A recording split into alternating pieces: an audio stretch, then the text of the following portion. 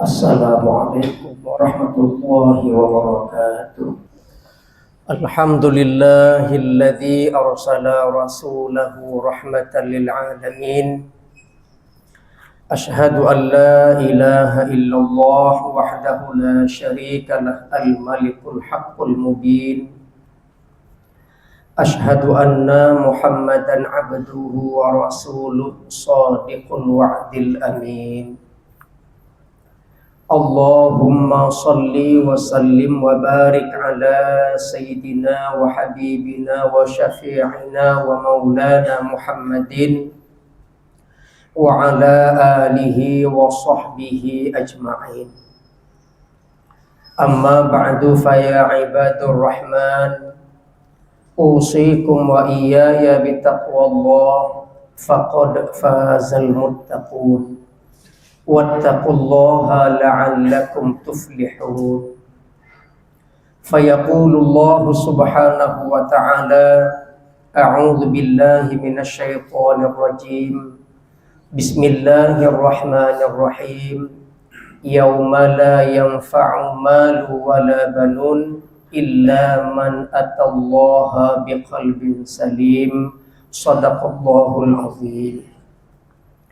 Hadirin jamaah salat fardu Jumat rahimakumullah.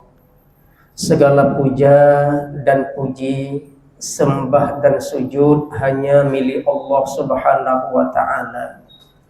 Allah sang penguasa tunggal, pemilik kerajaan langit dan bumi yang kekuasaannya tiada berujung dan tiada bertepi. Allah yang Maha Rahman, Allah yang Maha Rahim, yang Maha Pengasih, tiada pernah pilih kasih, yang Maha Penyayang, yang kasih sayangnya tidak terbilang. Salawat bertaburkan salam, semoga Allah sampaikan kepada kekasihnya, seorang manusia mulia, manusia agung, Nabi besar Muhammad sallallahu alaihi wasallam. Kedatangan beliau sebagai penabur kedamaian tanpa pencitraan, kedatangan beliau rahmat buat sekalian alam tanpa menanti balasan. Semoga yang hadir pada Jumat kali ini adalah orang-orang yang termaktub, tertulis dengan tinta emas, berada dalam satu barisan perjuangan bersama Rasulullah Muhammad sallallahu alaihi wasallam. Jamaah salat fardu Jumat yang dimuliakan Allah, adapun mau'izah hasanah pada Jumat kali ini yang akan khatib sampaikan adalah pentingnya menjaga hati dan lisan. Di dalam kitab Dalilus Sa'ilin yang ditulis seorang ulama bernama Sayyid Syekh Muhammad Anas, ada satu kisah di dalam kitab itu, kisah tentang seorang ahli ibadah, ahli hikmah bernama Luqmanul Hakim. Karena kesolehannya, kebijaksanaannya, sehingga Allah abadikan nama Luqman di dalam Al-Quran. Di antara 114 surah ada nama surah Luqman. Kisahnya adalah Luqman ini adalah seorang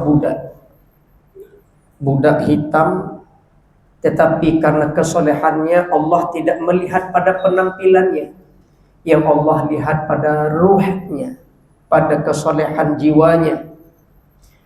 Karena seorang budak tentu punya tuan. Suatu hari sang tuan memerintahkan Luqman, tolong sembelih seekor kambing. Daging yang tidak baik menurut kamu Luqman, bagi kepada masyarakat. Dan daging yang baik menurutmu Luqman, bawa pulang, serahkan kepada saya. Perintah dilaksanakan oleh Luqman, disembelihlah kambing. Daging yang tidak baik menurut Luqman diberikan kepada masyarakat, dan daging yang baik menurut Luqman dibawa pulang. Yang dibawa pulang 2 kantong. Isinya adalah Kantong pertama berisi hati dan kantong kedua berisi lidah. Tuannya tidak protes, mempercayai itu yang terbaik menurut Luqman. Seiring berjalannya waktu, lalu raja pada bulan berikutnya atau tuannya pada bulan berikutnya memerintahkan lagi Luqman. Luqman, tolong sembelih seekor lagi pada bulan ini, seekor kambing.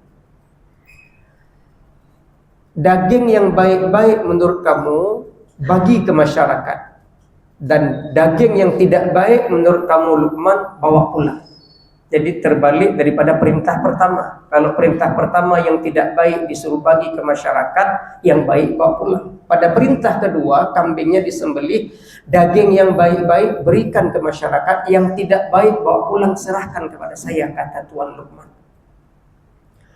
Dilaksanakan perintah itu dengan baik, yang tidak baik menurut Luqman dibawa pulang, yang baik dibagi masyarakat. Yang dibawa pulang juga sama, 2 kantong. Yang tidak baik, apa isinya? Lagi-lagi kantong pertama berisi hati, kantong kedua berisi lidah. Setiba di rumah tuannya, sang tuan baru protes. Luqman, apakah kamu tidak punya telinga? Bukankah saya perintahkan bawa pulang yang tidak baik? Kenapa kamu mau bawa pulang sama seperti bulan yang lalu? Yang baik kamu bawa pulang hati dan lidah, yang tidak baik juga kamu bawa pulang hati dan lidah. Kamu ini bagaimana Luqman? Apa tidak dengar perintah saya? Jawab Luqman, seorang soleh, seorang ahli hikmah.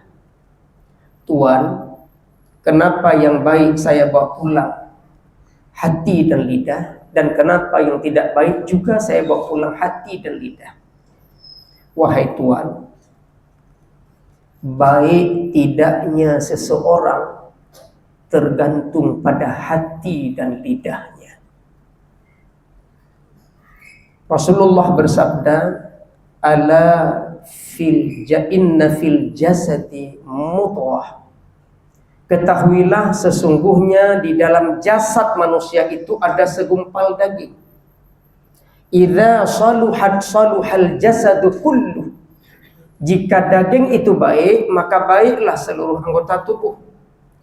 Wa idza fasadat fasadal jasadu kullu. Dan jika daging itu busuk, bau bangkai, maka seluruh jasadnya akan bau bangkai, akan busuk. Wahia qalbun, dan dia adalah hati. Maka baik tidaknya seseorang tidak ditentukan oleh pada penampilan tubuhnya, pada pakaiannya, pada wajahnya, tapi baik tidaknya seseorang terletak pada hatinya. Innallaha la yanzuru ila suwarikum. Sesungguhnya Allah tidak melihat pada rupa kalian. Wala ila ajsadikum. Allah juga tidak melihat pada tubuh kalian, jasad kalian, penampilan kalian. Walakin yanzuru ila qulubikum wa a'malikum. Akan tetapi yang Allah lihat adalah pada hatimu dan amal perbuatanmu. Terkadang kita menghabiskan biaya, tenaga, fikiran hanya untuk menyempurnakan tubuh kita, sementara hati kita busuk tidak pernah kita pertimbangkan. Sementara Allah berfirman di dalam surah Asy-Syu'ara ayat 88, yauma la yanfa'u malu wala banun illa man atallaha biqalbin salim. Pada hari kiamat nanti tidak lagi bermanfaat harta dan anak-anak kalian. Akan tetapi yang bermanfaat pada hari kiamat adalah qalbun salim, hati yang bersih, hati yang sehat, bukan pada penampilan kita. Begitu juga dengan lidah. Rasulullah bersabda, ma khalaqallahu fil insan. Apa saja yang Allah ciptakan yang lengket pada tubuh manusia, afdala minal lisan. Yang paling utama adalah lidah. Di dalam kitab Minhajul Abidin, Imam Al-Ghazali menulis satu hadis. Setiap pagi ketika kita buka mata jamaah Jumat yang berbahagia, anggota tubuh melakukan demo kepada lidah, protes kepada lidah. Mata, telinga, hidung, tangan, kaki kita itu protes kepada lidah. Demo dia pagi-pagi ketika kita buka mata. Apa kata anggota tubuh kepada lidah? Ya lisan, wahai lidah, inistaqamta istaqamna. Wahai lidah, jika kamu lurus, kami juga lurus.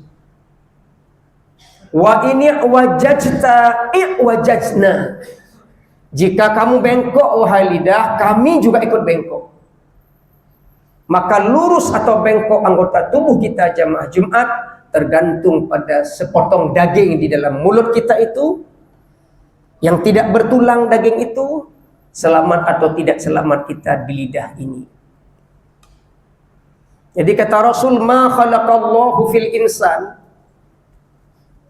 apa yang Allah ciptakan pada tubuh manusia, afdala minal lisan, yang paling utama adalah lidah.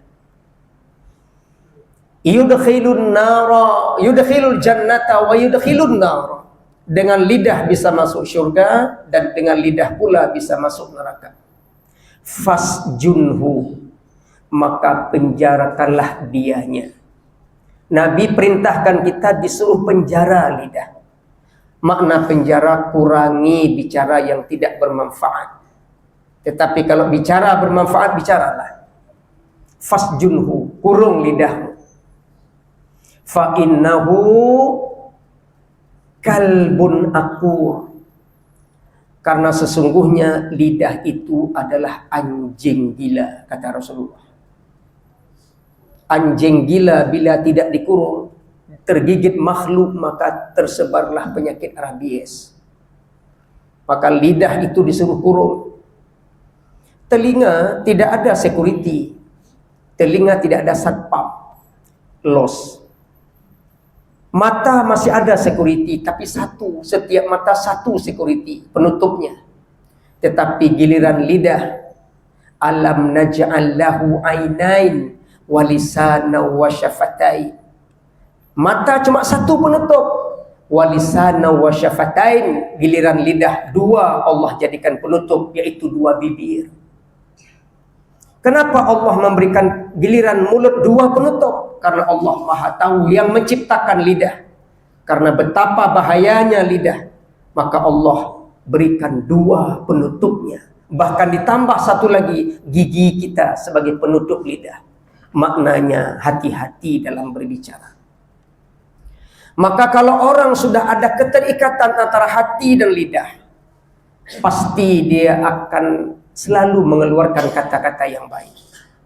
Ini bulan Rabiul Awal, bulan kelahiran Rasulullah sallallahu alaihi wasallam.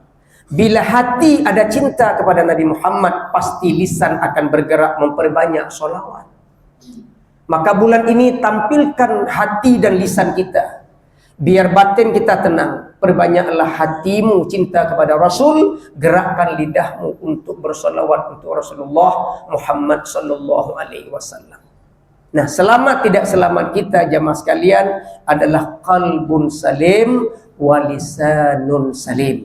Selamat tidak selamat dunia dan akhirat tergantung kepada hati yang sehat dan lidah yang sehat. Barakallahu li wa lakum fil Qur'anil azim wa naf'ani wa iyyakum bima fihi minal ayati wa dzikril hakim wa taqabbala minni wa minkum tilawatahu innahu huwal ghafurur rahim.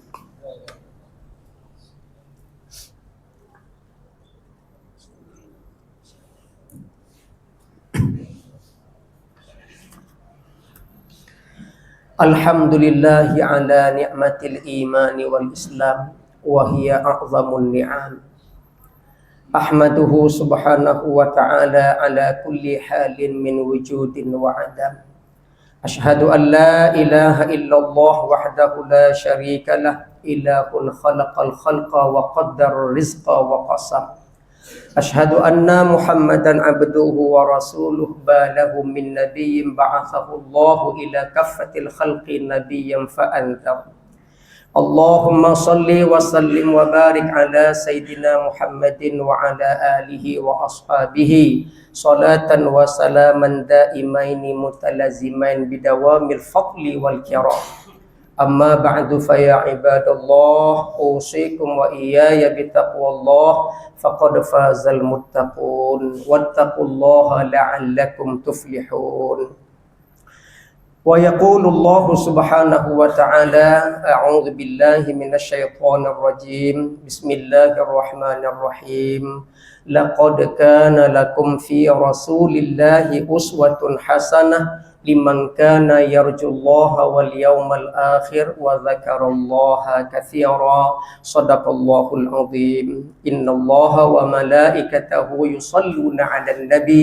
يا أيها الذين آمنوا صلوا عليه وسلموا تسليما اللهم اغفر للمسلمين والمسلمات والمؤمنين والمؤمنات الأحياء منهم والأموات برحمتك يا أرحم الراحمين اللهم أجرنا من النار اللهم أجرنا من النار اللهم أجرنا من النار اللهم ربنا آتنا في الدنيا حسنة وفي الآخرة حسنة وقنا عذاب النار عباد الله إن الله يأمرنا بالعدل والإحسان وإيتاء ذي القربى وينهى عن الفحشاء والمنكر والبغي يعظكم لعلكم تذكرون ولذكر الله أكبر والله يعلم ما تصنعون